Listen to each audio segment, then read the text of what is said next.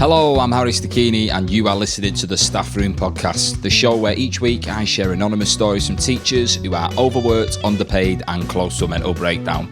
So think of it as teacher therapy, as they remind us of all the troublemakers, class clowns and the flat-out criminals we all remember from school. So join me and my guests and hear what your teachers really have to say.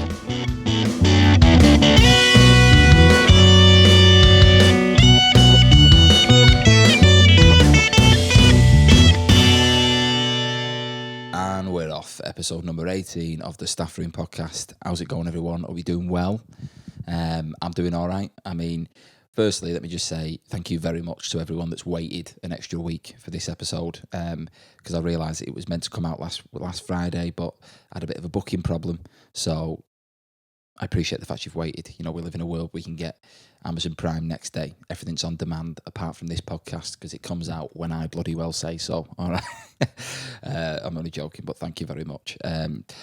But yeah, good episode lined up for you today, and I'm going to keep this intro quite short because it's 3 minutes to 10 on a Thursday night, and I need to have this uploaded in the next few hours. So I shall say my guest for today is Mr. Tez Ilyas, who is a fantastic comedian and someone I met a few years ago in a back room of a pub in Manchester. It was a strange little gig, and since then Tez has basically been all over TV. You recognise him from Live at the Apollo. He's been on Mock the Week. He's even had his own Channel 4, his own show called the Tez O'Clock Show. So I'm absolutely buzzing to have him on the podcast. And yeah, it's nice to see someone that, you know, doing very well and, you know, getting out there. He's also, as well, written a book throughout lockdown. That's how productive this man has been. It's called The Secret Diary of a British Muslim, which is convenient because Tez himself is Muslim. It'd be really strange if he wasn't. But yeah, he's written this book throughout lockdown, and it features some snippets from his childhood, his school days, and we talk about that within the episode, as well as the story that I have for you today. And this story I got recently, and it's coming from a head teacher about one very annoying parent they had to deal with.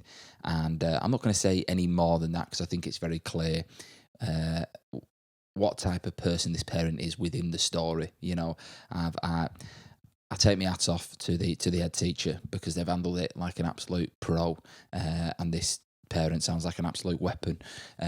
But it's a nice episode. It's got a lot to it.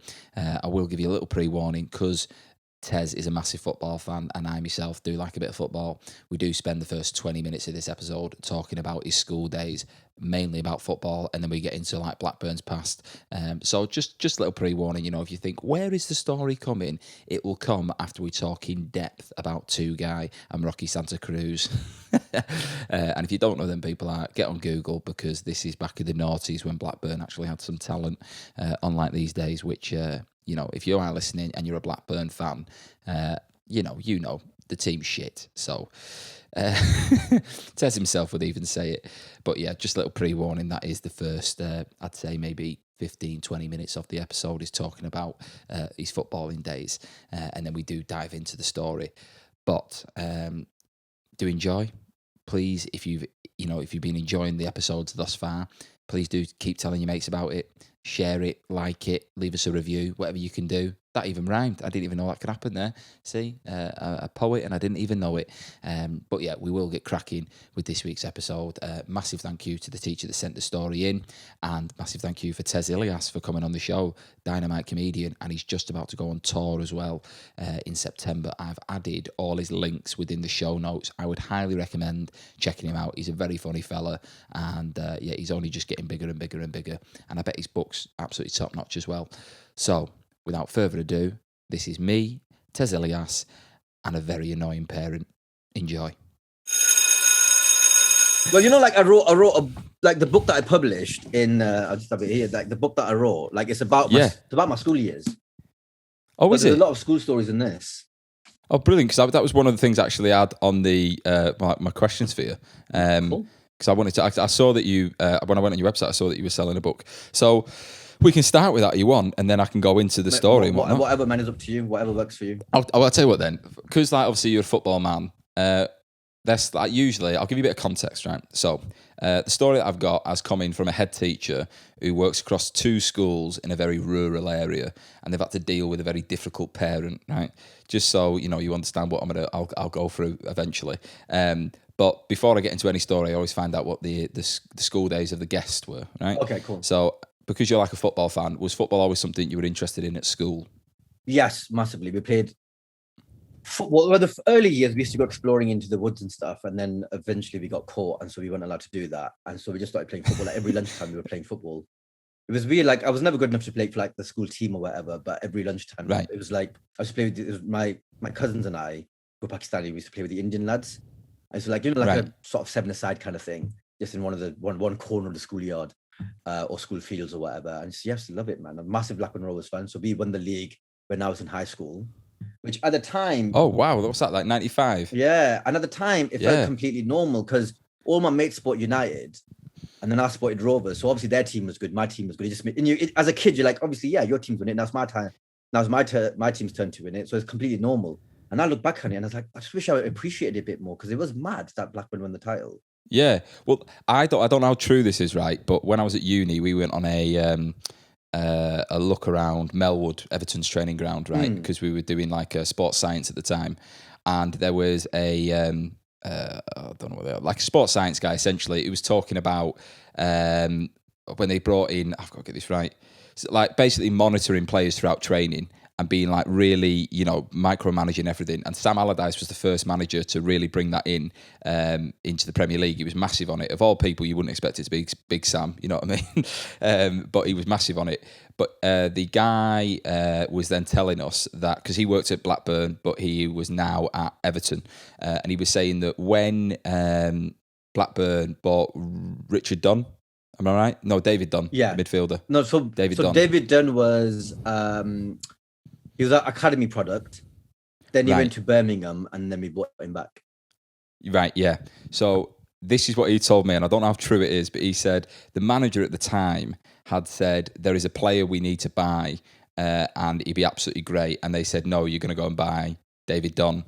And the player they turned down was Zidane. Okay, so that's the story is true in some ways. But actually, so what happened was, in 95, after we'd won the league, this was a lot earlier than David Dunn, so David Dunn came a bit later. The manager said, can we go by Zinedine Zidane? Right. And Jack Walker said, our owner, this is well documented.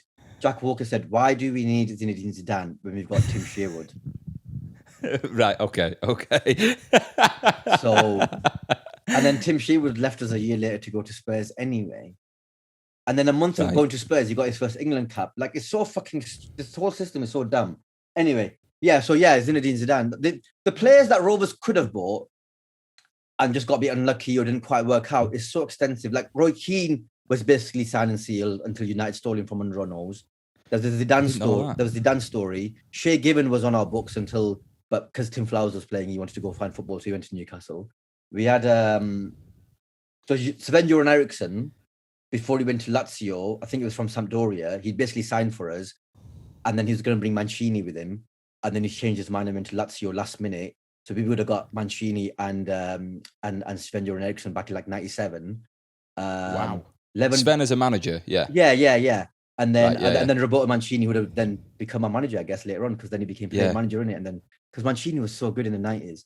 And then later on we had Lewandowski basically sewn up. And ash cloud, wasn't it? Yeah, he couldn't come because of the ash cloud. Yeah, that's so many mental because he's dynamite football player. But where are Rovers in the league now? Oh, well, we're in the Championship. So we got relegated from the Premier League 9 years ago now. Had a few years in the Championship, not really doing anything. Got relegated to League One, which was then, frankly, a fantastic year because we just won every single week, and I forgot how that felt. Like, it was just great. When you're like, oh, how many goals are we going to score this week? Not what is the result. Yeah. It was that for a year, and that was really fun. And then we're back in the Championship now, and we kind of every year we're a bit optimistic, going, you know what, we could make the playoffs, Like, I think we're half decent, and then we just flat out to deceive, and you just finished 10th. Like, they'll be up to half the season where we're flirting with 6th place. We'd be like, every couple of games you go up to like 2 points off 6th place, And then come February, we're like, shall we just not? I mean, like, yeah, shall we just not? And then we just nosedive. Didn't you have Junior Hoylett when he was like really young? Yeah, we had Junior Hoylett. We had a couple of decent players. Yeah. What was that? Grant Hanley, Scottish Yes, he's defender. at Norwich now, isn't he? Yeah, we had him. I think he plays for Brighton. One of these other defenders as well we had for a bit. I can't remember who it is, but we had a couple of decent players. The one that springs to mind for me is Morgans Pedersen. Oh, Pedersen was a hero. Like, we had him for a long time. Man. Like, I don't think, like, we had him. He didn't, like, when he left us, he didn't really go and do anything else. I think he might have played for someone else, but we had him like his peak and everything. But again, he was Pedersen was a dead ball. Pedersen was like one of those frustrating players where like his highlights reel is incredible, and he's always a fan favorite, and everyone loved him. But game to game, over 90 minutes, he was a bit frustrating. Right. Like, you were like, I feel like you should be better. Not producing it all the time. Yeah. But they told us when we that guy who came from Blackburn, apparently Pedersen's stats when training were always like number one out of everyone. He would cover the most amount of ground and all the rest of it. I found that really interesting. I can believe it. But then our best player in that period, in the noughties, our best player by far, and you can ask any Blackburn Rovers fan this, is Tugai. Wow, yeah. Bloody hell, that's going back a bit, isn't it? Absolutely fun. I've never seen, he's the best player, footballer. Like, Shearer obviously did more for us in the end, but like, Tugai's the best footballer I've ever seen in a Rovers shirt. There was a game that my dad took me to, or I took my dad to, I can't remember. It was Boxing Day 2006. And Tugai was in the middle of the park against Gerrard and Alonso. So about as good as it gets in the noughties. Yeah. And he just played both of them off the park. And the thing is, he barely moved. You know, like when you watch Xavi and Iniesta, and it seems like the game's moving around them. It was kind of like that. I mean, 1-0 with a pre-assist from Tugai, like one of them, and he threaded the ball to the wing, and the winger crossed it in, and then Rocky Santa Cruz had a tap in, or Benny McCarthy. Rocky Santa Cruz, we had some strikers in the noughties, man. We had Rocky Santa Cruz, Bellamy, Benny McCarthy. Like, we had some players, and Benny McCarthy was fucking good, man. He was one of those players that never seemed like he tried very hard, but he was so talented. Like, if you match someone like Morgan Pedersen's like effort with like the skill and talent of like a Benny McCarthy, he'd be like one of the best players in the world. It's just, you know, it just didn't quite work out for either of them. You've taken it back for me there, because I couldn't name a person that plays for Blackburn now. I wouldn't know, but Craig Bellamy, bloody hell.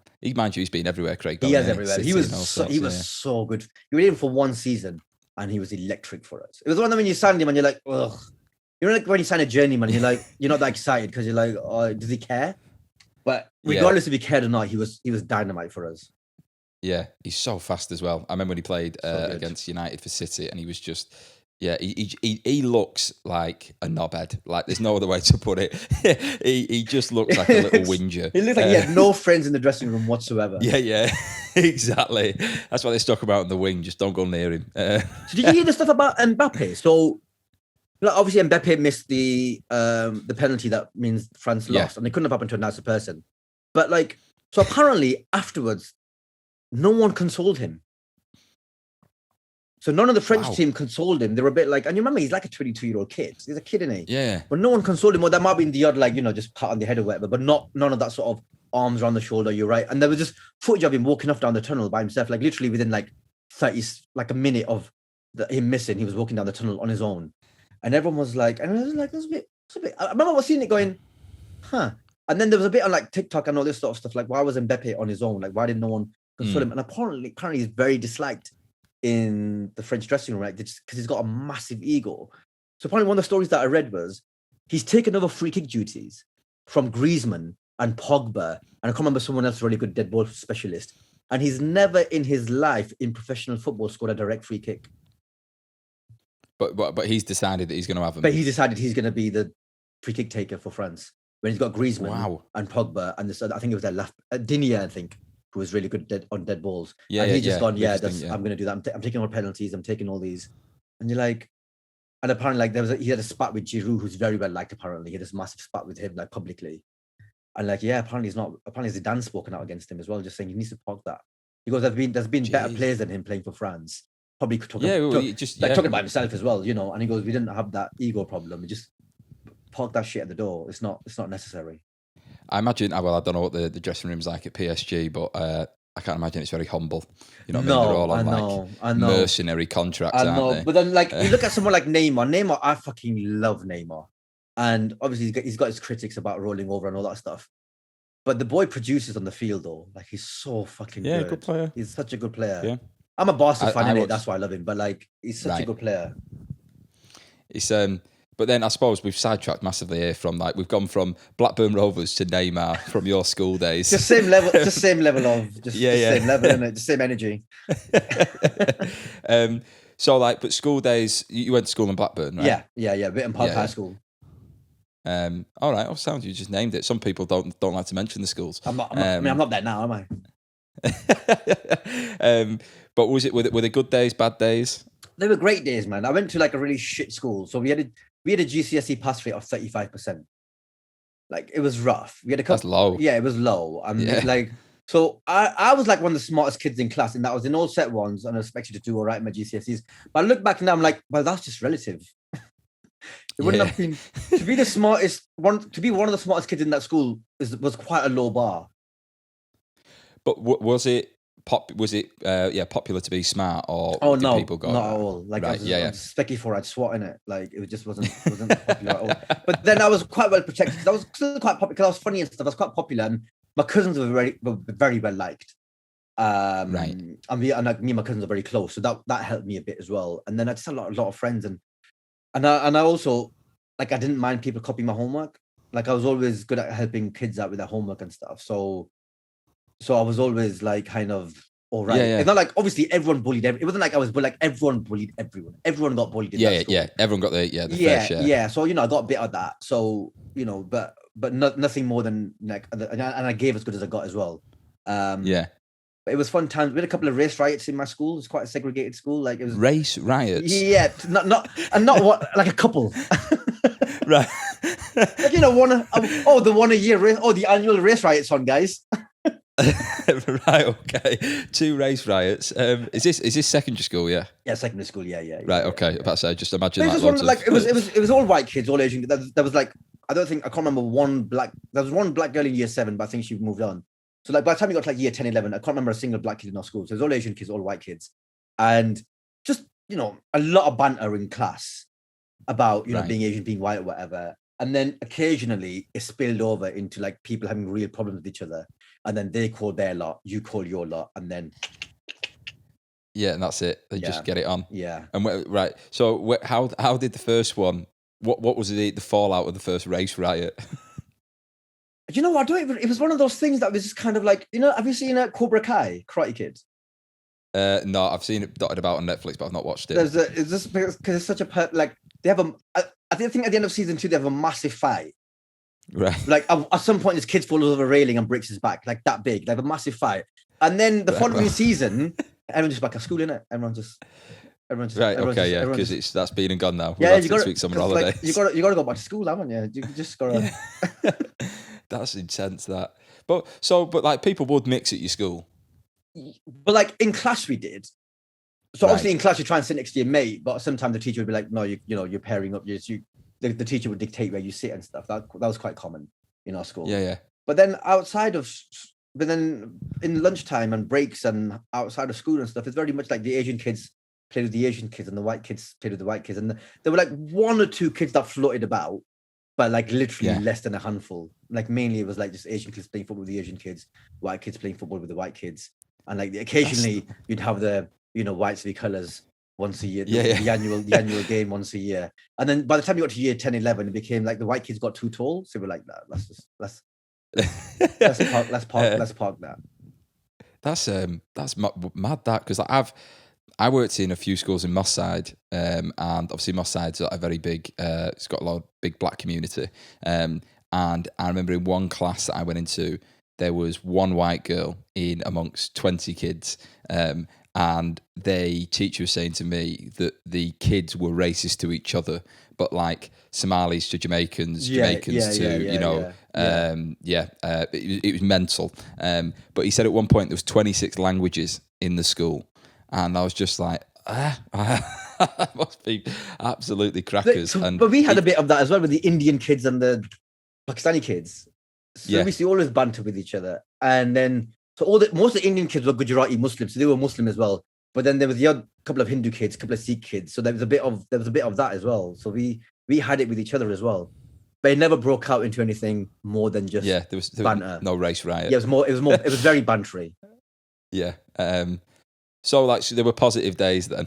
Mate, thing is though, like when you say race riot, it kind of like that becomes the headline. But like but like 95% of the time it was great. We had such a fun time. Like school was great. I love school. That's good though, because I think I enjoyed school, but I think there's a lot of people that look at it as it being just like a real pain in the ass. But you're with your mates all day. You know what I mean? You get fed, you get breaks to go out. Like the work's not that difficult. I like learning. Like I was a bit of a swot. I enjoyed learning, and I was good at it as well. So I love school. Like in year 7, 8, and 9, our school is on these grounds. I used to go exploring into the woods and stuff. And I write in my book about like what happened, which means that we couldn't anymore. But it was like being in like the famous 5 or Secret 7 or something. Like that's how much of a swot I was. That was. I mean, I never said that shit out loud because I didn't want to give a head kick. Yeah. But like it was just a lot of fun. So, but then when your parents, you obviously have parents and stuff like that, because the story kind of centers around quite a difficult parent. Right. Were your parents always siding with you or the school? 100% the school. Thing is, like all school Asian parents. And it's probably the same of African parents as well, and probably like Italians and like all that sort of like those were like if they could, they smack you in front of the teacher. Like if they could get away with it, like they'd give you a little slap in front of the teacher saying like listen to what they're saying. Because I generally like grades were decent, but I always got in trouble for my mouth. Like I always talked too much in class. That was my every single year the same thing. He talks too much. He's disruptive. Every single year the same thing. And I was like, well, look at me now, dickheads. So you know, you could have nurtured that. You could have nurtured it, mate. You could have nurtured it instead of trying to bottle it up. But yeah. But my mum 100% took the teachers. It was they were that old school generation that always took the school side. Like at one point, right? I remember when I was 13, 14, maybe a year younger or something. I got knocked over by a car. Wow. It wasn't going very fast, but I got knocked over. Like I flew a bit. And I was really worried because like I'd bought some like I had some change from my mum and I bought some like sweets for the family and stuff. And I was more worried about my sweets because they'd gone flying than it was about myself. And this man like, you know, got me up and he got me my sweets back from underneath a car and he gave them to me. And I didn't even say thank you, just snatched them and ran up the street. And I went home and I didn't tell my mum because I thought I'd be in trouble. Right. And is this the first time you've said it aloud? No, I wrote it in my book, but I'm like, I've never told her, and because I'm like, well, of course I'd be in trouble because I got hit by a car. You can't be hit by a car and then not be in trouble for it. Like, she'd be like, what were you doing?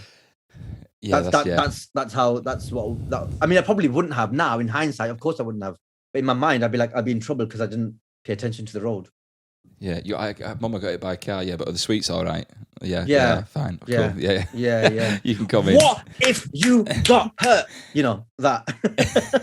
Mind you, though, did you? You didn't have teachers that smacked you, did you, at school? No, I did. I did have a teacher kick me once in infant school. I remember it distinctly, but she wasn't. Kick you? Yeah, she wasn't allowed to, but she just did.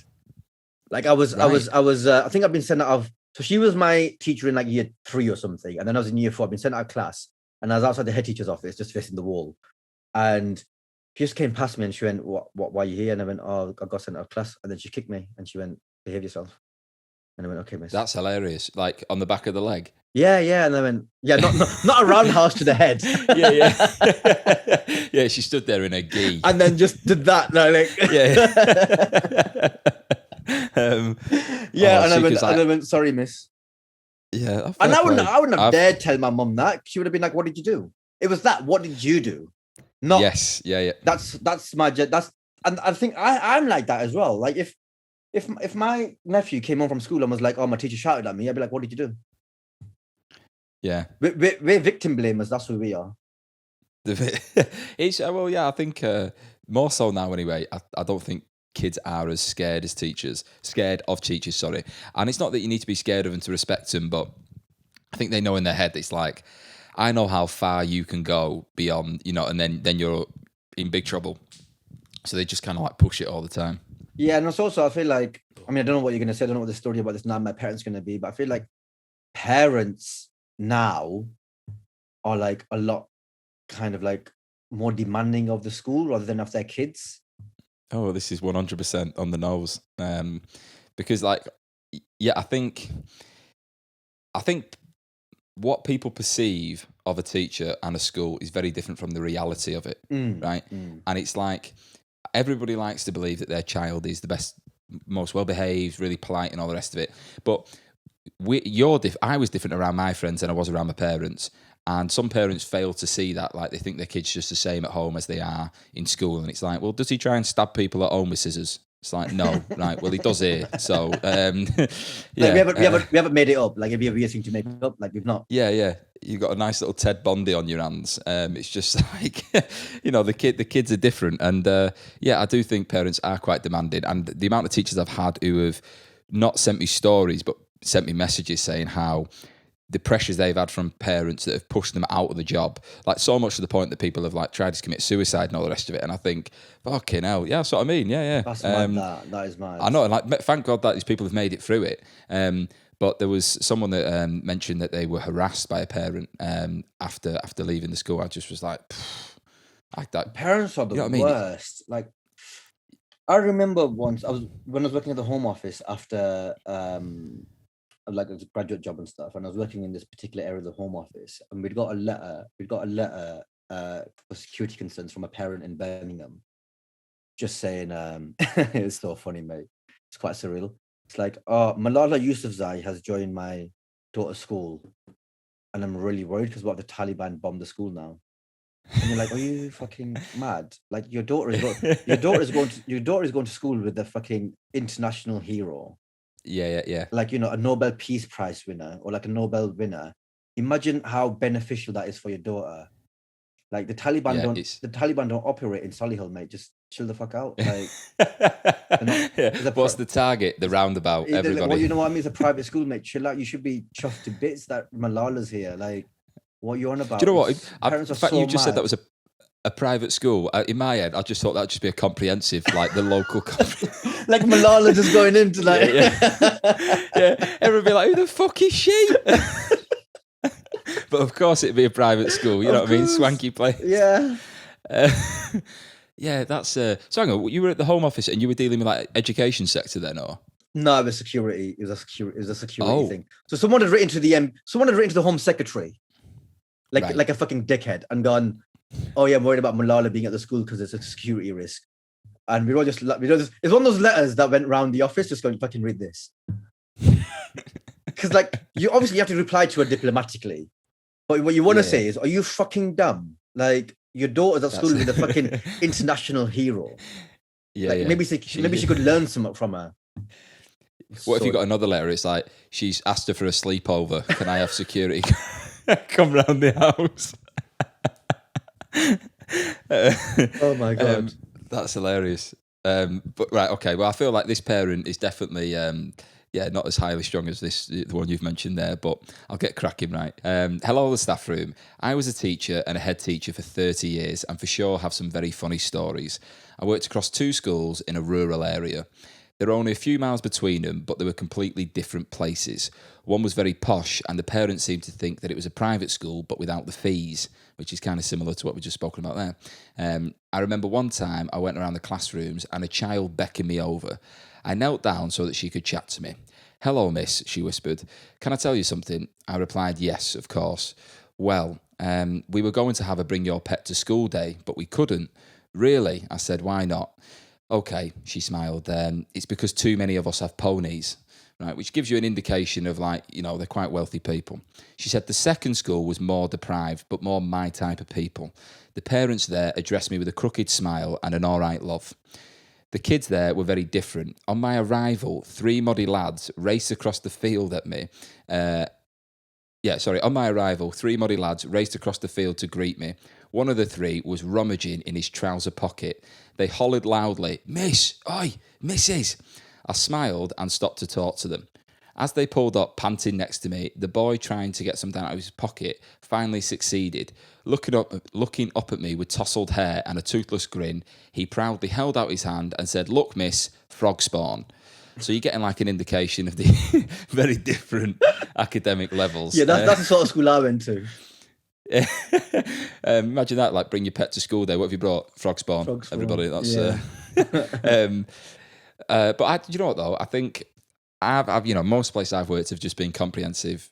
Like schools but I do think if you are in a place where, and I know this when I've spoken to teachers that have been in grammar schools, where the kids are a little bit. They just come from like more affluent backgrounds. There's almost like a level of entitlement, and I like to think there's a difference between a comprehensive parent and like that type of parent, in a sense that a comprehensive parent, if they kick off at you, might put you in like the ICU, right? As like if a rich parent kicks off at you, they might put you in the job centre. You know what I mean? It's like a very different way of fighting. But however, the memory that sticks out the most comes from one particular parent who thought they knew how to run the school and picked holes in everything I did. I love the way she's written this. Right. She's written it like an English essay.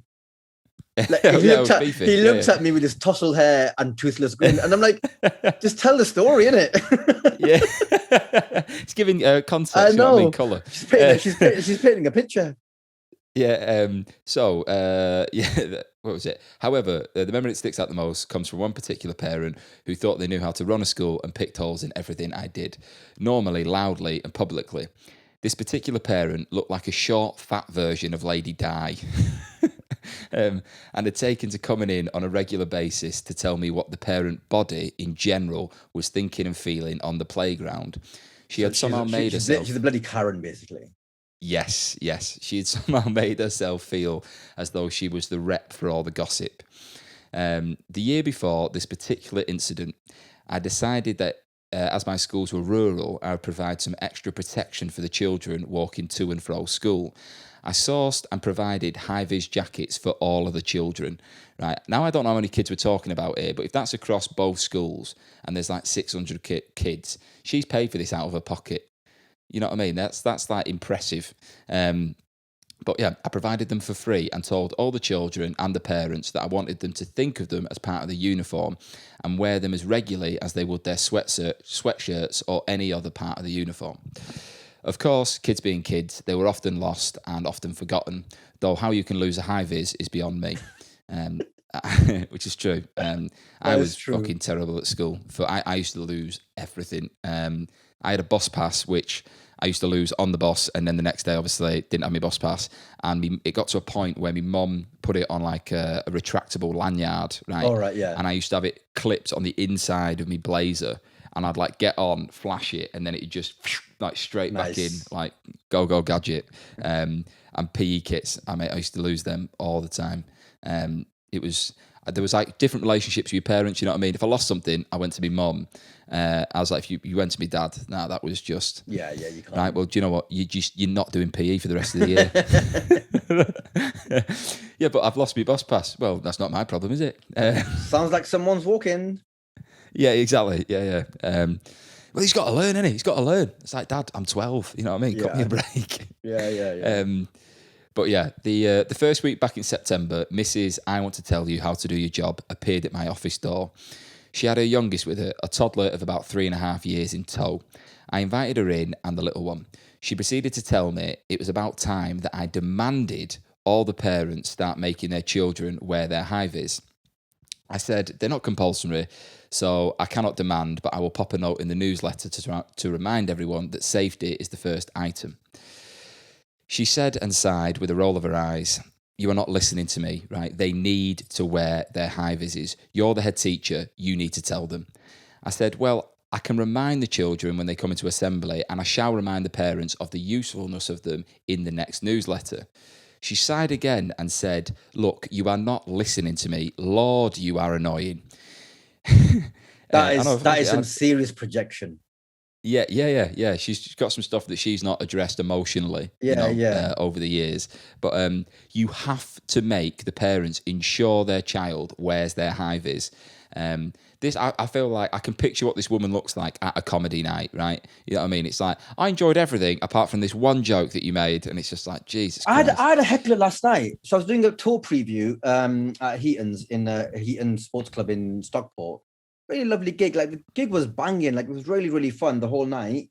Like the bits where they're like just laughing at everything, and you're like, oh, this is really fun. And you're like, oh, I could have a show here. And then towards the end of it, I did a joke about Amir Khan, and this woman just started heckling. A bit on the, she did a few. She started heckling. Yeah. But I don't even know what her point was. And then, it's lovely when the rest of the crowd are like, shut the fuck up. Like no one's here. When the whole crowd just turns on her. Because it was like, she was making some weird point about I was like, is it all right if I do that joke about Amir Khan? And she went, no. And I went, why not? And she goes, well, he's dumber than you. And I went, fair enough, good point. But I was like, I would do it because if he was here, if he was in the room, I'd do it if he was in the room. And then she was like, and then she started carrying on talking or shouting or whatever. And I was like, well, what is going on?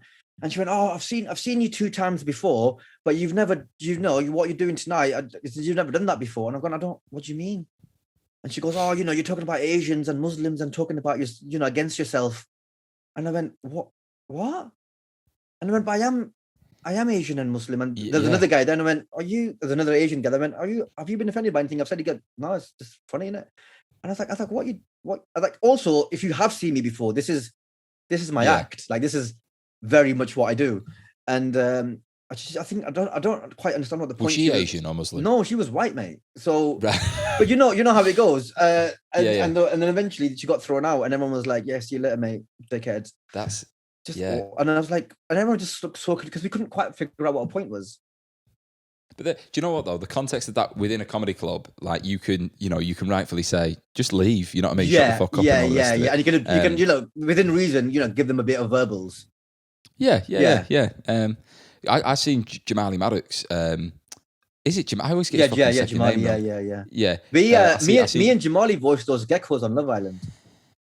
Oh, do you? You know the adverts, the Just Eat advert. Oh my god, yeah. That's me and Jamali.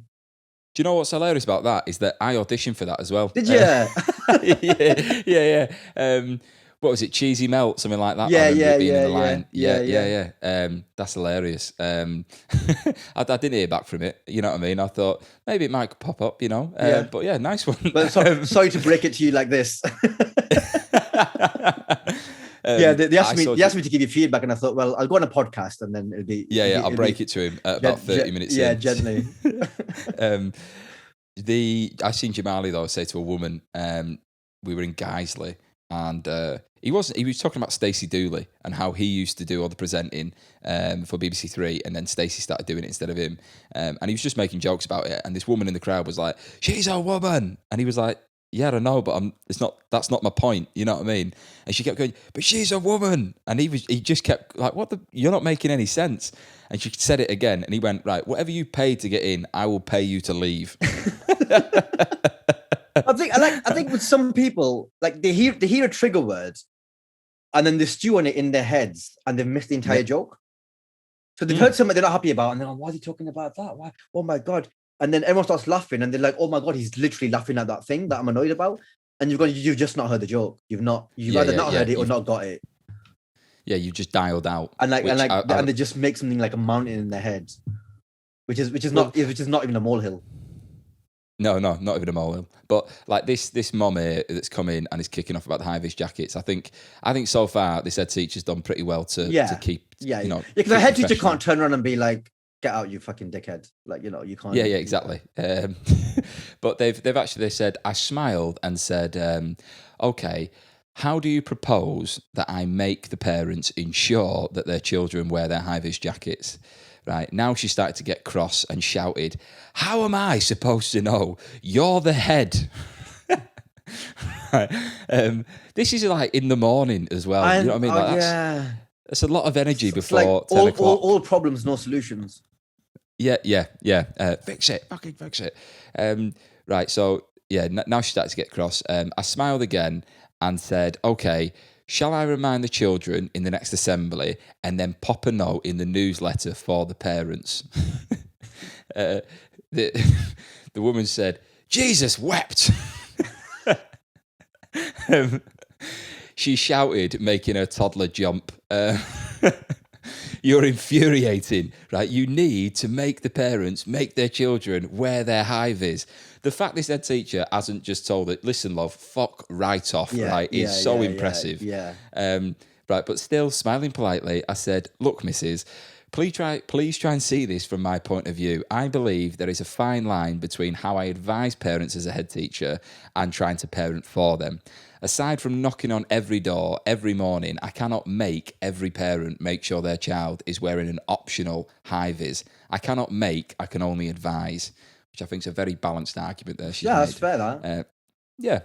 Letting out an infuriating howl. I want to know what that sounds like. Yeah. I've got a... What's a normal howl? And what's an infuriating howl? Like, what is the difference between those two howls? That's what I want to know. It could be like a really pants on screech. Like a police officer with a howl, and then the wolf howls. Was it, what sort of howl was it? Do you know? Like, was it infuriating or was it a happy howl? What are we talking about? Yeah. Just so you know, Gov, we're looking for a fat lady Di. Okay, everybody, this is what she looks like. Probably wearing a high vis. Oh my God. But yeah, so she lets out this infuriating howl. Lady Di grabbed her bag and stormed out of my office and ran down the corridor towards home. Turning to her toddler, I said, "Okay, mate, what should we do until Mummy comes back to get you?" He grinned. He fucking left the kid. I love this shit. You're right, mate. Just what should we do now? That's so funny. Yeah, it would have been hilarious if the kids just looked at it and go, "Thank fuck she's gone." You know what I mean? Yeah, like that. Was... Gotta live with that. I've got to do the day with her. Yeah. Gotta live with that. But yeah, that's the end of their story. It's a nice little short one.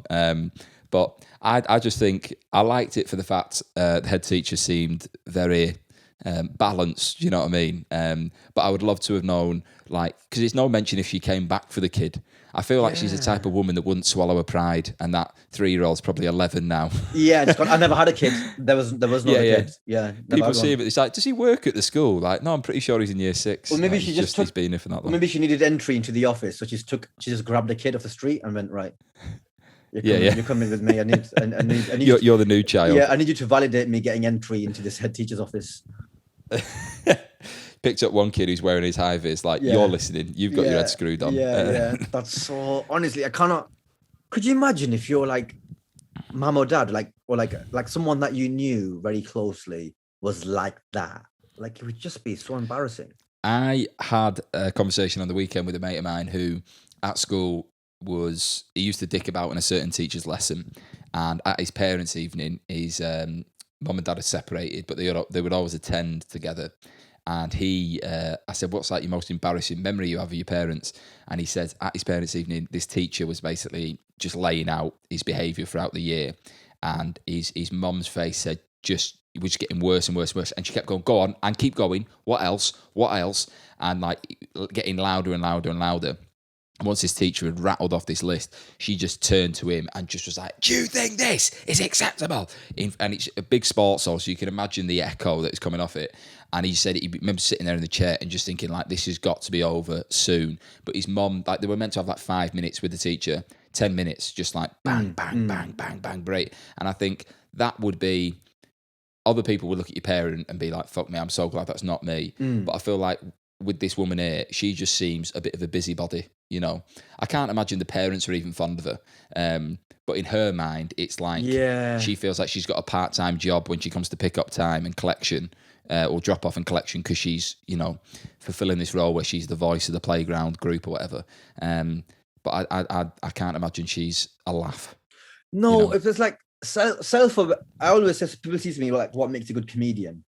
And I'm like, you know, apart from the usual of like, you know, good comedy timing, you know, writing well, all that, working hard, blah, blah, blah, all that stuff. Apart from that, the best comedians I know have a modicum of self-awareness. Like, self-awareness is just the biggest skill that we should teach people just from a young age. Because, like, be aware of who you are and your impact on other people. Like, 100%. Like, it's just mental that you just behave like, because every time I'm on stage talking to the audience, I'm just constantly aware of like what is happening in this gig. How are they perceiving this performance? Are they enjoying it? If they're not, that side's laughing, but that side's not enjoying it. What am I doing to address? What am I doing to address that side? Or even like when you're writing and you're like, yeah, that funny thing happened to me in the lift that one time, but I'm not McIntyre. I can't spin that into 10 minutes.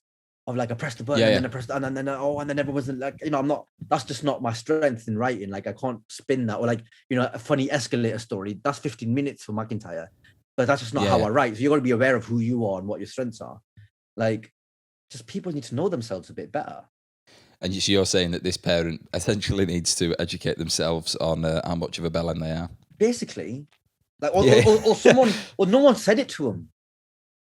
Yeah, that's it. Well, they've clearly attracted someone enough to have a child, but I either feel like they are a very domineering character. You know what I mean? So it's like there's a husband who's almost very quiet, and she's just like, you know, wearing the trousers. But I don't know. Or it could be the other way. Like like the guy who wears the trousers at home, she barely gets her word in, and now she's like unleashing her pent-up frustration on the rest of the world because she can't control stuff at home. So now she's like, "Did you ever watch Devil Wears Prada?"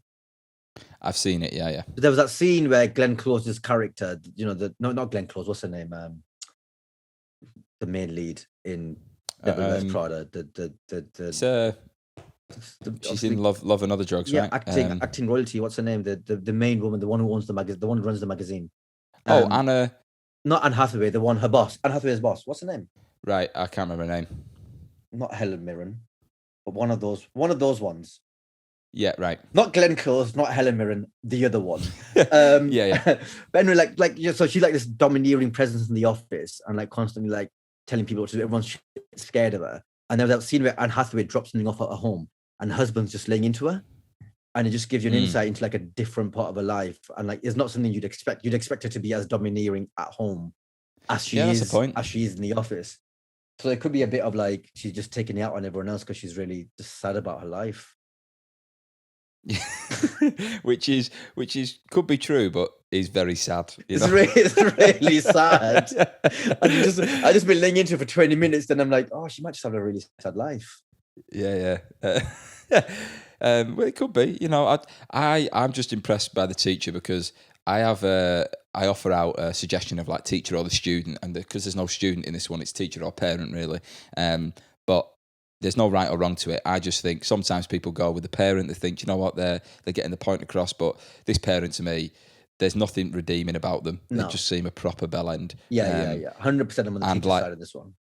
Yeah. I don't know. Maybe I'd love to know when it happened. You know, because it seems as if the parent, from when I read it first time around, I thought it comes across like they're farmers because it's rural. So I thought they probably don't take any shit because they work on the land and they've probably got very deep pockets. So that idea of like, they said it was like, people thought it was like a private school but without the fees. That level of entitlement, that's, I think, harder to deal with than, I don't know, that, I'll say like level of aggression that you might get, or just ignorance at times from people that, like you might say, okay, our policy is like no school fighting. And it's like, yeah, I know, but that's not how we do it at home. And you go, fair enough, but, you know, at this moment in time, like there's hopscotch on the floor and football goes over there, like we're in a playground, you know, your lad can't do this. But I feel like with this lady, it's, I don't know, we'll pay to have one of them executed because we've got the money, right? Yeah. Okay, so no one upsets my child at all. Yeah, and it's like they're gonna write a letter to the school governors. They're gonna write a letter to the council. You know, there's stuff that they will do beyond just shouting at a teacher and then going home and then coming in the next day and going, sorry about last night. I just feeling a bit shit. Yeah. So this could actually be the mom who wrote the letter to you for Malala. Yeah, you know, probably. We don't know. Like she might have taken a kid out. She might have taken a kid out of there and moved to Birmingham. Or like, and it probably wasn't Birmingham city centre, let's be honest. It's like the outskirts of Birmingham. You know, I don't know exactly where Malala went to school. Probably easily Googleable, that information, to be fair. But yeah, no, it's just that level of entitlement. I'd find that very difficult to deal with. Like at a comedy club, like it's much easier dealing with a heckler who's like, oh, whatever, you're just shouting random stuff, rather than someone who wants to make a point. Yeah. But I think like the idea of someone saying you're a bad teacher as a parent, right? Going like, I don't agree with this. I do think that the parents are the ones that have built them, right? And it's not every time that it's the parents' fault, but like behaviours learn, isn't it? So if a parent's going to a teacher, well, I don't think you're very good at your job, and they've got a kid who's a toe rag, you could equally be like, well, I don't think you've done a very good job at raising them. Yeah. Because, you know, I've got to deal with X, Y, and Z. Yeah. And you're having a go at me because he can't understand fractions. But I think that's what probably my parents like thought when they probably felt embarrassed like they were like, oh my Right. God, my kid is going to that school and that is the behavior they're displaying. That is, and that, what the fuck does that, how does that reflect on me? Like, that is unacceptable. But then you were in major trouble at school or just chit chat? Nah, but I got put on report 3 times, which is quite a lot. Right, with the race riots. Well, I wasn't even we got involved. to a word with Tez. Mine was just all of that. Like, I just used to give it loads of this in class. And like, I must hold the record for being in all set ones and being put on report the most times. Like, it was, no one else in set 1 had ever been put on report. And I got put on report 3 times in my school. It was like, I was like, this is, what? Like, this is there's an imbalance here. Like, I felt like it was very unfair, but yeah, I guess I'm in the right job now. Yeah. Do you know Daniel Muggleton? Yeah. Yeah, he was on episode 13, I believe, and he was telling me at school he was very intelligent, but he used to call his mum and dad by their first names, right? He said, so that really affected his relationship with adults, and for him it was like he was a bit of a smart ass, so when teachers would expect you to have a level of respect for them, he was already so used to, like, I don't know, just seeing adults as either on the same level as him. Yeah. So he said, I was a proper dickhead at school. And that must be so frustrating though, when you're just like really intelligent, but also there's an angle to you where they go, oh, like, you know, you could show me up here because you've got a personality about you rather than it just being very like, yes sir, I'll do all my work. So you wouldn't answer back to a teacher? No, I did. Oh, right. Like, I can't remember specifically what I would have got. But it would have been a lot like talking to your classmate and then telling you off one too many times, and you just then just not listening, and eventually you get thrown out of class or whatever. And you're like, and now I look back, I'm like, just chatting to it, just chatting in it. It wasn't like, because all my work got done. But I guess it's like, but then it's like, well, then what level, what is that then doing to the rest of the class? Like, then the rest of the class want to talk, and then there might be kids who don't get their work done. So it's like it's like the effect, the cumulative effect of letting one kid get away with it. What effect does that have on the rest of the class? Yeah. But then wait, so when you, because you mentioned with your book, right, you used to go to the woods. Why? What happened in the woods where you thought we can't go back there? Oh, so there was one day, like every day we just went deeper and deeper. Remember, like, we were on a deadline because we got to get back by the school bell by bell time for the afternoon, right? For the afternoon tutor group, like, we got to get back for that.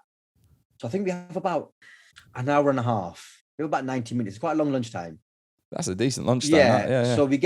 So there's a lot we can go quite far. And there's one time we went too far, and we came to the clearing, and it's all in my book. And like, we saw some sheep, and we started chasing them. Like, we weren't going to shag them, Harry. All right, grow up. But like, we started chasing them and stuff. And then we just heard a massive bang.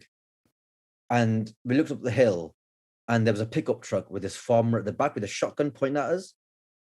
And like, he basically came rolling down the hill. We just scattered all over we just scattered.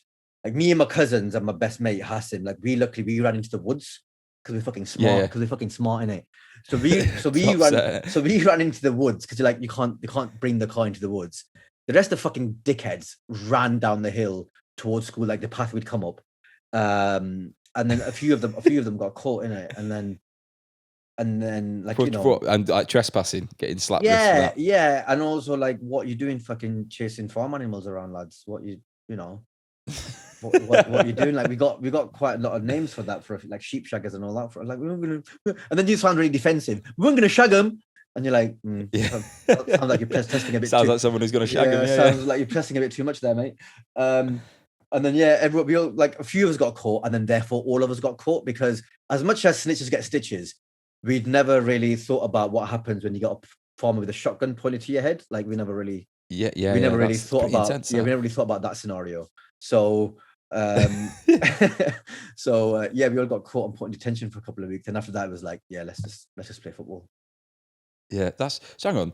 How far was the woods from the school? Like, on the back of the field? Yeah, the back of the field. Yeah. And there was no gate, like no fence. There is now. There is now. Right. Yeah. They started putting them up after that year. Jesus. So, you know, we left a bit of a legacy behind. But yeah. We used to, it was so good, man. It was so much fun, man. Like, and then we just one too many adventures. That seems like it's just very problematic, not having a fence where there's woodland and people. Why is the farmer firing a warning shot into the air? So hang on, but I thought that's what he did. He fired at you. Not into the air, and then Right. and then did that. And we're like, what the, we were 13, 14. What the fuck? Are you all in like blazers and ties and that? No, but we had a school uniform on, so we were wearing the school jumper. Yeah. We didn't have blazers in our school, so we had the jumpers on, and it was obviously the school kids. None of us. Like, what is he doing? Yeah, that's because he could have just shouted, and we all would have ran. And we all would have ran. Because we're a bunch of. Maybe he wasn't getting that vibe. He thought these boys have got some stones on them. Yeah, they've only got an hour and a half. If they're chasing sheep, what else are they capable of? You know what I mean? Yeah, exactly. Yeah. What next? What do you think would have happened if you got hold of one of the sheep? You know what I mean? What was the game plan? Just literally tag one of them and go, "You're it," and then you start zero game plan. Oh, I got one, and then it's like, now what? I just let it go. Let it go, I guess. Yeah. King of the sheep. I don't know. King of the sheep. So when did you write your book? Over lockdown. Oh, brilliant. Yeah, so I was trying to be a bit productive. So I wrote it over lockdown. It came out on my birthday, 8th of April. So it's been out for 3 May, June, July, 3 months now. Yeah. Oh, brilliant, man. Yeah, man. Thank you. So yeah, that was my lockdown achievement project thing. That's cool. And what was the inspiration for it? Did you have it in your mind, before Honestly, the pandemic? It was so much to do in it. It was, but no, the publisher came to us like the first week. The timing couldn't have been better. They came to us in the middle of March, just as the lockdown was announced, and they were like, "Do you want to write a book?" And I was like, "Yeah." And they went, "Yeah, about your childhood." I went, "Yeah, sounds good." And then we just started negotiating over a couple of months. Then we virtually shook on it and started writing it over the summer, and then started editing it in the autumn, winter, and then brilliant, man. About as smooth as it could get. It was hard work. Don't get me I've lost the stamina of just sitting down and writing. Like a working day. Like I've lost the stamina. Yeah. I've lost the stamina to do a working day. Like I just don't have it anymore. I'm just so easily distracted. What was your? Because I read a lot, and I read Stephen King's notes on writing over lockdown, and he was saying he usually gets up at about 7 a.m. and writes until 1, 2 in the afternoon. When you were doing the book, was that the case, or was it a few hours in? I was basically doing that, but at night. Oh, right. So I probably never wrote any longer than like 4 or 5 hours at a time. Generally, probably 3. But I probably start writing about 9, 10 p.m. and go till about. And then you finish 2, at what? 3 a.m. Whoa. I'm a night owl. Right. Yeah. So but that's cool. It's like 9 p.m. for me is like 5 p.m. Right. Okay. Yeah. That's like your body clock works on jet lag. That's what that is. Basically, I'm on California time, basically. California time. So when you were putting the book together, was it like a mission in a sense of, diving back into your history and stuff like that, or? Yeah, so it covers from the year 97 to the year 2001. So there's from 13 to 18 and a half. So, I call it The Secret Diary of a British Muslim aged 13 3/4, which is obviously a play on Adrian Mole. So I covered those 5 years in it. And yeah, so it's going like through every single one of those years. I made like a spreadsheet. What was happening in school? What was happening at home? What was happening like in my personal life outside of home, like with my mates and stuff? What holidays did I go on holidays? Then what was happening in the wider world? Like I went on Wikipedia, was like, what happened in 97 and what do I remember? What happened in 98, what happened in 99? And I put that all in a spreadsheet and then split that over like months. So like then over months I populated it and then I just started writing it. So like I knew month to month what I was writing. And then obviously you remember, while you're writing, you remember a few more things and stuff. So yeah. And then the words started, because I planned it and I made a spreadsheet, which is probably my favorite, probably my favorite part of the book thing was making that spreadsheet. And because I'd done that, then once I started writing, then it just like words just started coming. That's ace. So it's been out since April. Yeah. And Amazon, I've seen it on Amazon. So you already got like loads of reviews on it. It's been nice. So it's on Amazon, and it's on. So obviously you can get ebook, Kindle if that's your thing, and it's on Audible as well. So I narrated the audiobook, so you can get that as well. Oh, wicked! Yeah, that must have been like a marathon doing the audiobook. Mate, it was the most exercise I did in lockdown. Yeah, because I was sat. Everyone laughed, but I was sat on a stool with no back, so I was sat like this. And obviously, because you're reading, you can't slump. So you got to be up like that. Yeah. And then doing that for 8 hours, mate, that's hard. Yeah, posture. I got a massive strain down the side here for like 3 months. Not 3 months. Jesus. Like about a month. Like it was just, it was horrible. But worth it. Worth it in the end. But like, think of the downloads. Yeah, it was hard though. And everyone lost it. Like, you just sat down. You sat down in a certain posture though. It wasn't just fucking sat down, mate. You get really defensive about it. Actually, mate, you don't even know what I went through. So could you not? Thanks. But if you want to buy it, I'd appreciate it. Yeah, please. Cool. Yes, please. I spoke to a voiceover agency about doing an audiobook, and I was just inquiring about, like how different is it from just doing standard voiceover, and they just said it's like a completely different type of skill set, the chops you've got to have and the stamina to do it. Because I listened to Iceberg Slim's book Pimp on audiobook, and I was like, this is brilliant. But the guy that was reading it, it felt like you were listening to the narration of Shawshank Redemption, but it being a little bit more gangster. Right. So it really drew you in, and I thought I'd love to do that one day, but she said at the moment I couldn't imagine narrating someone else's book. Like I can't imagine what that would be like. I don't know. I wouldn't mind doing like kids' books and stuff, but I don't like a full 300-400 page thing. It's hard. Yeah. How long did it take you? 4 sessions of like 6 hours. What about 20 hours or something? Maybe like about 12 to 15 hours, I think. I'm exaggerating a little bit, but yeah. That's wicked though, to get that done over lockdown. You know what I mean? That's definitely something. And it's there forever, and I'm very proud of it and stuff. And like, it's there, innit? It's part of my legacy. Yeah. Well, how old are you now? 38. 38, right? Okay. That must be very bizarre looking back, because I'm 26, but I look at my 13-year-old self, and there wasn't a lot of interesting things going on at that age. I enjoyed my childhood, but I'm trying to think back of like what happened year by year. In those 5 years, there's a lot going on. Right. Okay. Both at home, in school, outside of school, and then like stuff that was happening in the world as well. Because the book finishes the month I go to uni, because that's a good time to finish it, because then it's a different chapter in your life, innit?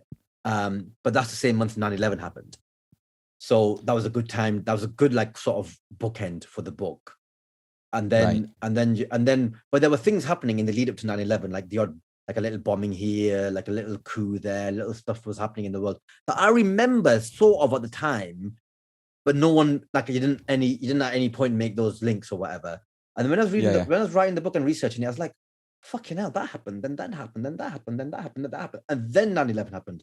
I didn't just, because sometimes people like nothing was going on, and then 9/11 happened, and like that's not. Well, that's not what happened.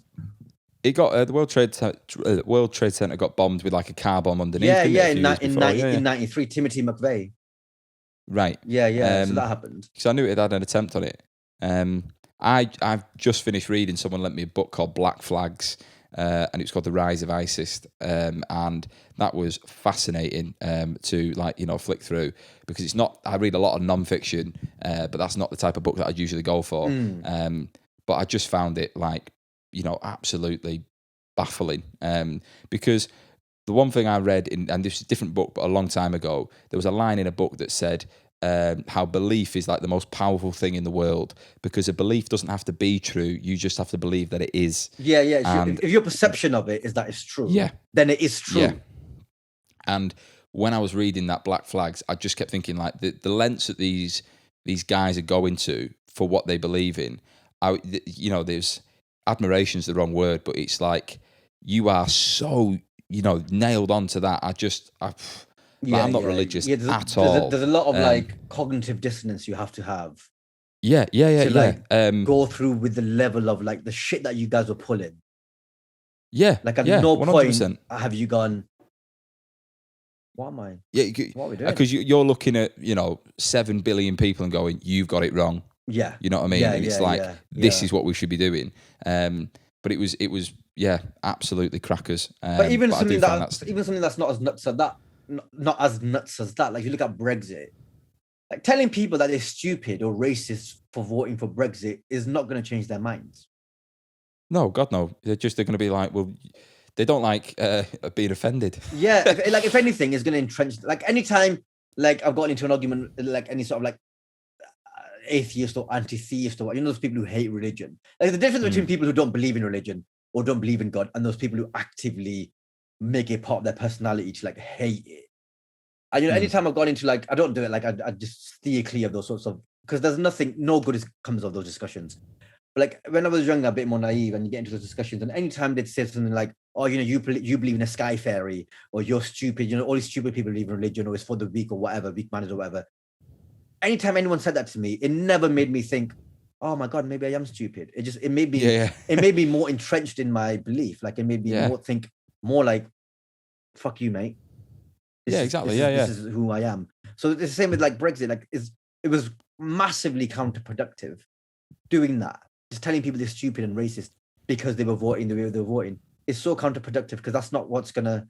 People don't care though, because a lot of activism, or a lot of especially online activism, comes from ego. So a lot of it is like, I believe this. If you don't, you're fucking dumb. And you're like, yeah, that's not gonna.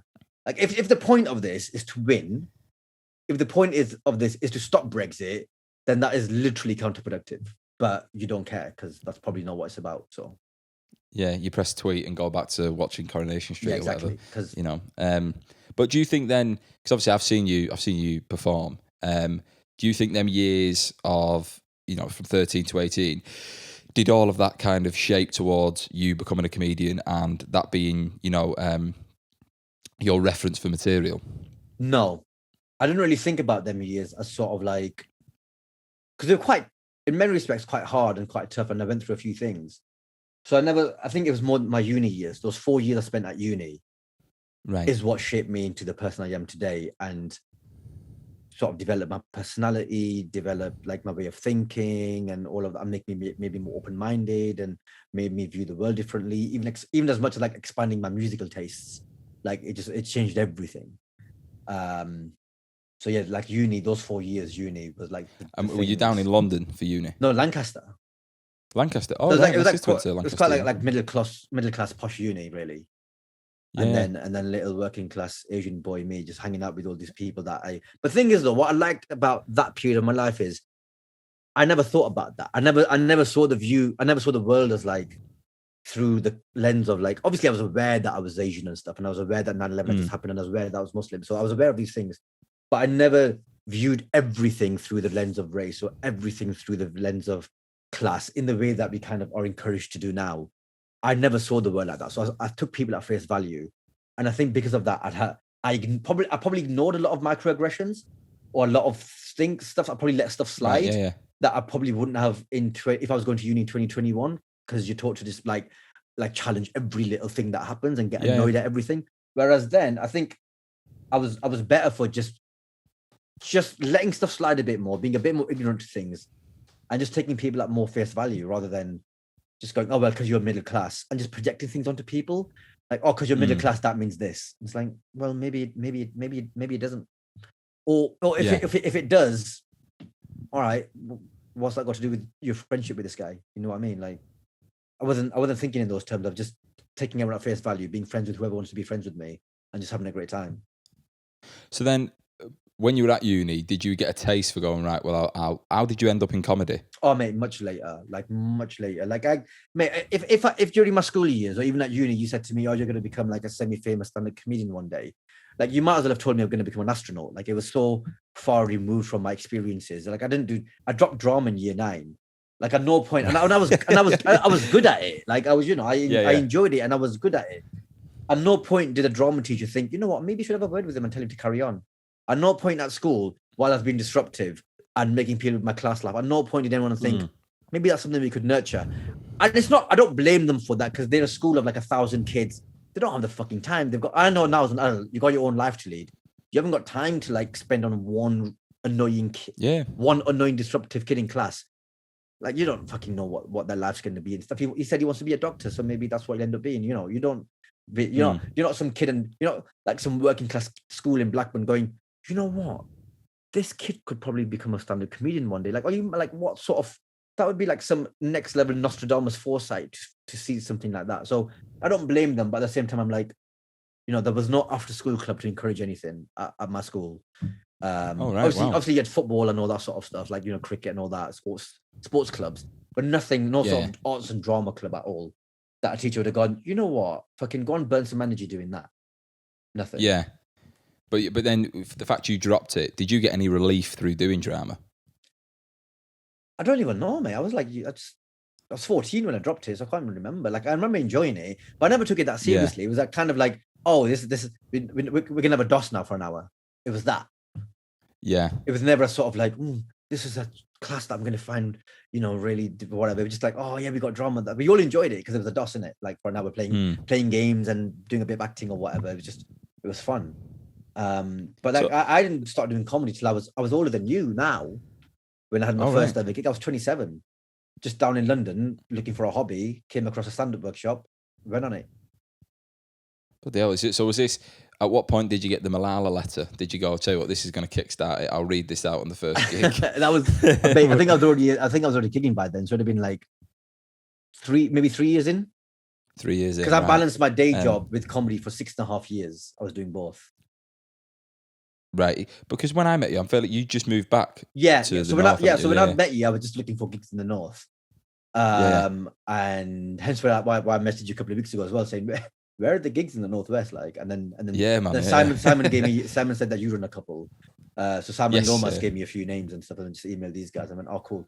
And then because I don't even in London now, I probably wouldn't know where the open mics are because things move on so quickly. So I moved back. Yeah, so when I met you, I just left the home office to do comedy full time, and I'd moved back up north. See, that's I didn't realize you'd been going that long. So 11 years this summer. Oh wow. Yeah. That's you've done a hell of a lot though in like a short space of time. Trying to. But like, do you think if would you have changed it? Would you have started earlier, or Part of me thinks that would have been nice, but then part of me thinks that maybe I needed those life experiences to shape my material, because I think my writing I think I'm quite proud of my writing in stand-up, and I think maybe I wouldn't have been a stronger writer if I'd started earlier. I suppose, yeah. Like, I would love to go back with this brain. I would love to wake up as an 18-year-old with this brain now, like having had all that hindsight and then start.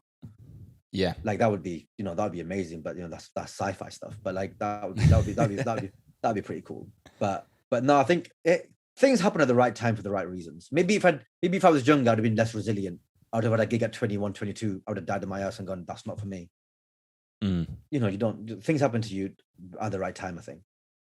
Yeah. Well, like, because when I saw you had written the book, and especially when I saw the age in it, I thought I don't know, it struck me as a bizarre time period, to talk about. But then, you said a lot happened between that time period. We don't have to get into it, but the idea of if you could go back to that, 13-year-old version of yourself, and you could say, pass something on to him, what would that be? Like how, because I'm obviously different from when I was 13, but you've caught me interested when you said a lot's happened in that time period to, the way you are now. It's like the idea when you said, if someone said you're going to be a comedian, you'd be like, you might as well tell me I'll be an astronaut. What at 13, what did you think was going to happen for the future? I wanted to be a doctor. I was obsessed with the idea of being a doctor, like getting my GCSEs, getting the A-levels and going to medical school. That was my, I don't know whether that was, as far as I remember, that idea always came from me.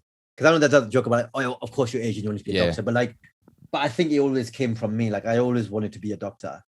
Did all right, got the grades that I needed in GCSEs, then got thrown out of home, went to live with my sister, massively failed my A-levels, and then ended up going through clearing and getting into Lancaster, which is one of the best unis in the country. So I ended up fluking, falling upwards instead of downwards.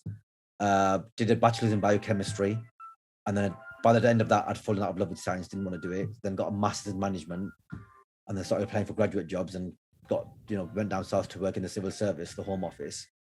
And then it was down in London that I discovered that this alternative subculture, this comedy thing, because I had no idea. Like I didn't know anything about an open mic. I don't think I'd ever been to a club night. Like I'd been to see Jimmy Carr and Chris Rock and stuff do their shows, but I'd never been to a club night. I'd never been to or an open mic night or something. I didn't even know the open mic. I didn't even know, because that subculture is huge. I didn't even know it existed.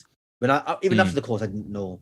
It was only like a couple of people on the course had a couple of contacts. So you find out where the odd open mic is, and then you go into this world and you realize how big it is and how many gigs there are, how many people there are in it. And I was like, God, this has been happening under my nose this whole time. I didn't even know it existed. Do you know what, as I'm listening to you there, did an ice cream truck go by in the background? Yeah, because my window's open. And so, yeah.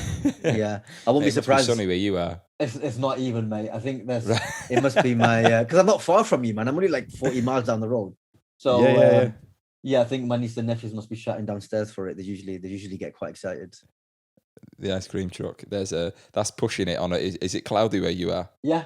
It's been raining where I am all day. If you're selling ice creams on a rainy day, you are. Mate, I think in the summer months these guys just hustle, mate. There's no more. Mate, there's videos from Blackburn that someone's taken on the Snapchat of these ice cream vans having a turf war and just smashing each other's vans up in the middle of a street, in the middle of a terrace street, just smashing each other's vans up because like this is my patch. Mate, the ice cream business is serious in Blackburn, mate. It's serious stuff. That's a sitcom. It is a sitcom. You know what I mean? Yeah. Ice cream beefs. So you got thrown out of home, and then that's a very chaotic time. Yeah, and I don't know. I've not met a single Asian kid in my life who's been thrown out of home. Oof. Or not. I mean, there might be the odd one who's like literally like a fucking hooligan. Or how bad was your parents' evening, mate? You know what I mean? No, so this is like this is like my stepdad. So you know, right. Stuff. But it was mad. And I was a fucking good kid. You know, I had a bit of a mouth and I was a bit disruptive, but I was a good kid though. So it was a bit like, you know, it was a mad time. Yeah, Jesus. Well, I'm definitely going to add the book into the show notes. Please 100%. Do, man. And I mean, I was going to put it out there. It's not a video, innit? Yeah, man. And if you get a chance to read it, man, please do. Like it's. Yeah, man. Yeah. I've had a guy sent me a book a couple of weeks ago that he worked in schools and he's basically put together a book of short stories, and some of them in there are brilliant. But imagine. I don't know if he's used his real name, but if he has, I think he's shut the door on his career very firmly. But yeah, no, mate, I sincerely appreciate you coming on this. Cheers, so thank you very much. Thank you for having me. And let me know when it's out, tag me and stuff, and obviously share it. I will do, man. I will do. Thank you very much. But yeah, your tour in September, yeah? Yeah, so all the dates are on my website, tezilyas.com. Perfect. And yeah, well, if you've got tezilyas.com/hello, has links to everything. So links to my book, links to my tour, links to things that I've done that I want people to see. So yeah, .com/hello. It's my landing page. People have like a link tree. I'm like, just make your own one, innit? Why subscribe to a third party when you can just do that yourself?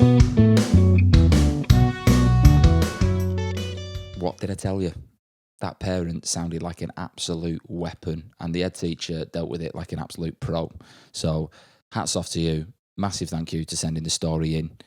I enjoyed that. I would love to know if the parent actually finds out about this episode, listens to it, and perhaps maybe does a bit of reflection, you know, as a bit of quiet time to think about their actions and shudder in shame at how much of a bell end they were. They probably still are, let's face it, you know what I mean? If she's a grown woman and she's not learned from her mistakes, she's very much entrenched in them ways, you know? Absolute nightmare. But thank you very much for sending the story in.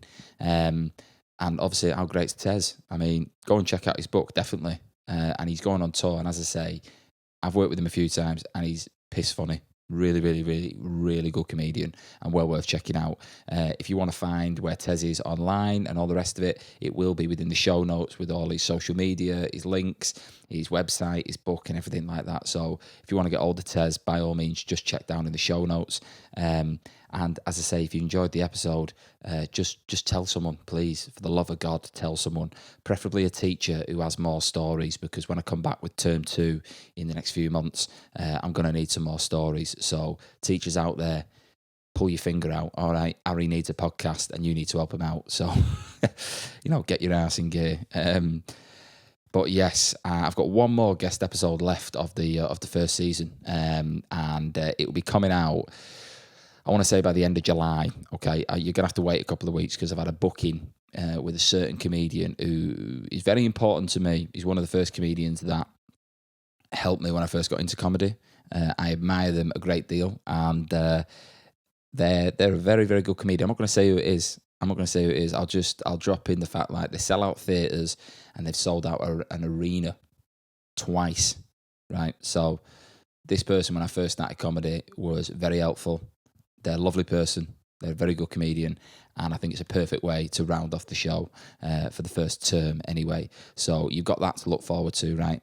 And if you've not heard any of the other episodes, in the meantime, go back, check them out, you know, and have a think about, you know, which has been your best story throughout the season, which has been your best guest, all the rest of it, because I will be rounding off the first term. I keep switching between term and season. It means the same thing, but I'm going to be rounding off the first term with an award ceremony, which will, you know, feature some like piss take type awards, and I'll put together a little compilation show so everyone can enjoy that, and we can all reminisce on the good time we've had together. But yeah. Thank you as ever for tuning in and listening. I don't know even if you people tune out before I finish this, you know, right at the end of the theme music, there's a little credit. It's just me saying, you know, my girlfriend designed the artwork for the show and a guy called James McGraw does the music. So if you've not heard that before, this might be the first time. But if not, you know, wait until the end, you know, experience it all the way through. So it's absolute silence in your car or in your lounge if you sat, you know, staring at the wall, which I know some of the listeners do, and that's a bit concerning for me. But I'm rambling, right? I'm rambling. Thank you very much for listening. Thank you very much for tuning in every week, and I appreciate all the support. Genuinely appreciate it. So thank you. Fuck me, I'm tired. Right, look after yourselves. I'll see you soon, and take it easy.